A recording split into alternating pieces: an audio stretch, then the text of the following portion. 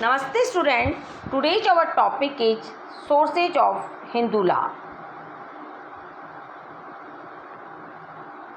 The sources of Hindu law has several connotations.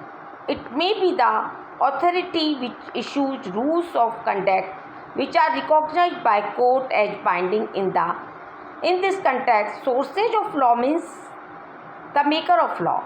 It may mean the social conditions which inspire the making of law for the governance of the conditions. In this context, it means cause of law. It may also mean its literal sense, the material from which the rules and laws are known. In this sense, the expression means the evidence of law, and it is in this sense that the expression sources of law is accepted in jurisprudence. Vigyaneshwar has called it Janapak Hitu, that means of knowing law. It is important to study the sources of law because in every personal legal system, only that rule is law which has place in its sources.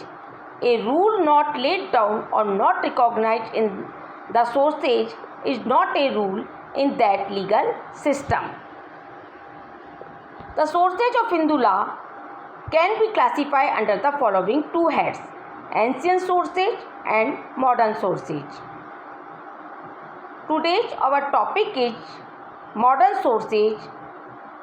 Under this head would come justice, equity and good conscience, precedent and legislation. Today's our topic is only justice, equity and good conscience. This is modern source of Hindu law. Justice, equity and good conscience. Occasionally it might happen that a dispute comes before a court which cannot be settled by the application of any existing rule in any of the sources available.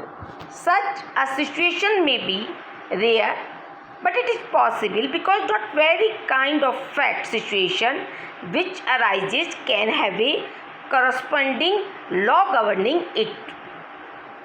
The court can't refuse to thus settle the dispute in the absence of law, and they are under an obligation to decide such a case.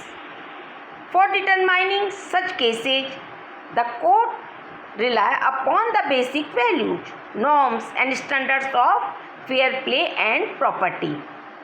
In terminology, this is known as principle of justice, equity and good conscience. They may also be termed as natural law. The principle in our country has enjoyed the status of a source of law since the 18th century, when the British administration made it clear that in the absence of a rule, the above principle shall be applied. Understood? If you have any doubt, you can write your doubts in comment box. Thank you so much.